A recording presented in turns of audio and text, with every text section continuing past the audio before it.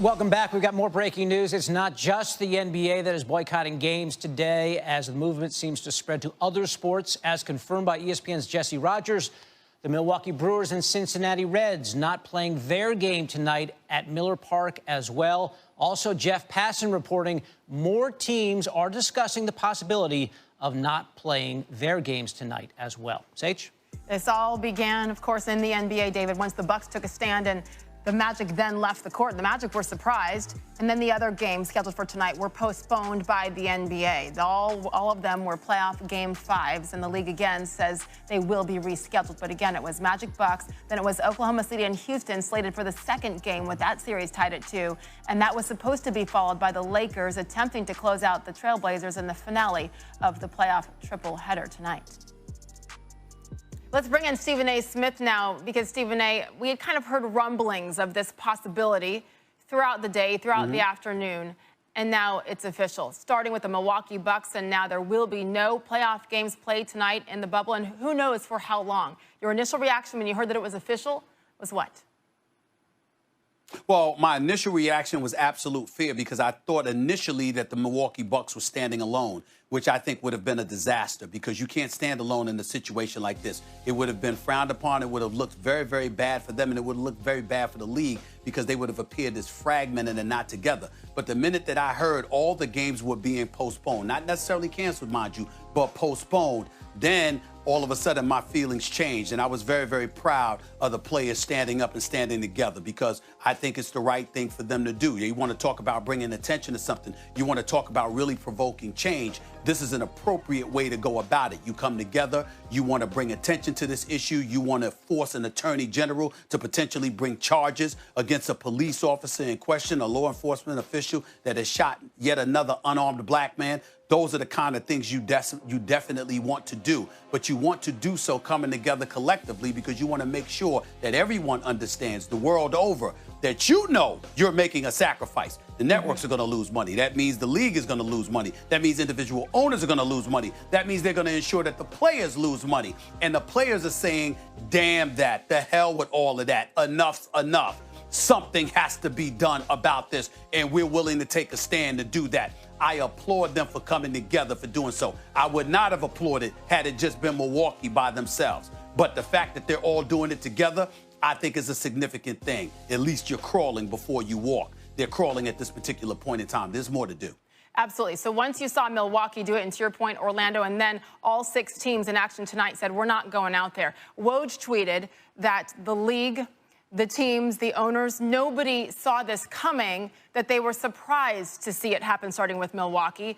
I know what you said, that you're proud to see what they've done. Were you surprised as well, Stephen A.? I was a little surprised. You know what? Let me stop that. That's lying. I was shocked. I couldn't believe it, because the reality of the situation is that a lot of times these players haven't stood up for a lot of things. I remember when Donald Sterling got caught on tape saying the things that he was saying, and the Clippers were talking about boycotting, and then Adam Silver obviously talked about how Donald Sterling was going to be banned for life. But even before then, they had turned their jerseys inside out as if that was a form of protest that would suffice. I beg to differ. I didn't think that would suffice. So certainly there have been many occasions in terms of the paucity of African Americans in particular positions, the way African Americans have been treated in the sport and beyond. You expected them to stand up and take positions on many, many occasions that they simply were too reluctant to do so. But the bottom line is that this is not that particular situation. They've heard the cries from their community really, really resonating in their ears and beyond, and they've seen what they've seen, and they've had enough. I've had enough. And so as a result of it, they feel the need to act. And as long as they're doing so collectively, I think it will make a profound statement on the local, on the state, on the federal level. You're talking about owners. You're talking about league officials, leagues themselves that have participated and contributed to the political apparatus that exists in this country. Therefore, they're in a position to curry favor and get things done. Individual players, as far as we know, haven't elected to do so. So if you're not a part of the process, how could you possibly provoke change? In this instance, you're provoking change because what you're doing now is garnering reactions from those who have connections in a political stratosphere that can influence what transpires on a local, state, and federal level. And as a result, by taking these kind of actions to bring attention to the plight that permeates the African-American community, particularly as it involves black men, ultimately that may enforce or force those individuals connected to the political world to act and to do something about it. This is what the players are obviously after, and I, for one, am sincerely hoping, praying that they succeed.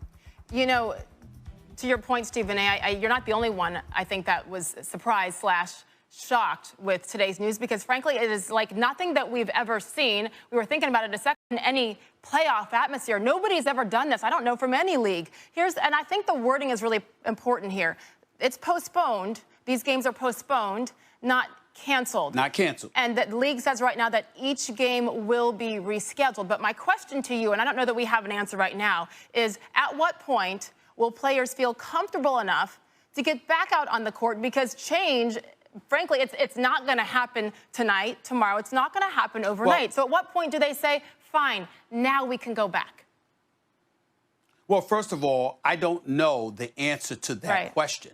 But I can tell you when they should be satisfied. Number one, when the Attorney General for Wisconsin brings charges against that police officer that shot Jacob Blake in front of his children in the car, that were in the car. That's number one.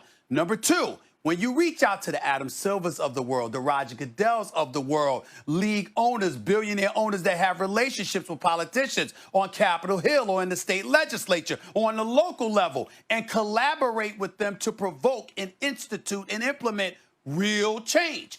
That's what this is about. It's not about lip service. It's not just about standing up and bringing attention. Symbolically, it's incredibly important to stand up and bring attention to all of those things. Nobody's denying that. I'm just saying it would be a crime to stop there. You want to really provoke change. You go about the business of understanding what the political structure entails, how much power it wields, and who has power and influence with those in position to provoke change. And you connect with them to push forth change, because they do it. They do it all the time when they want whatever it is that they want for their respective business. Do it for your community and yourself moving forward. Follow the same game plan if you have to. It works for them. Why can't it work for you? That has to be the mentality of these modern-day multi-million-dollar athletes who have profound cachet and power, but only if utilized correctly. Final question, Stephen A. Have you thought about the possibility, it's just entering my mind, that this is it, that we're not going to see basketball again this season?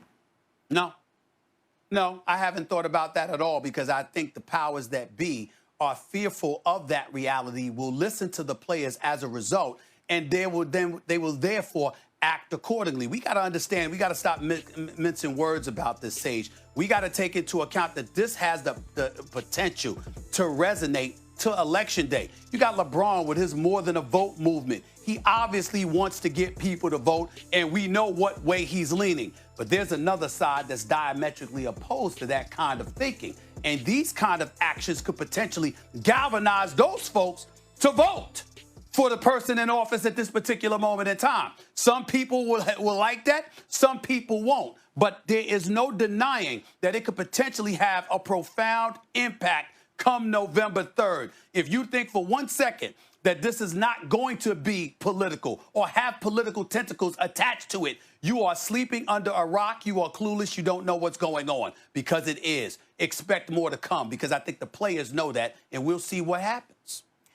Absolutely has been political for quite some time, and here's the thing, this is unlike anything we have ever seen before. We'll see how it plays out minute to minute. Stephen A., thank you for your perspective, as always. Yes, Sage, this story continues to evolve. We are now being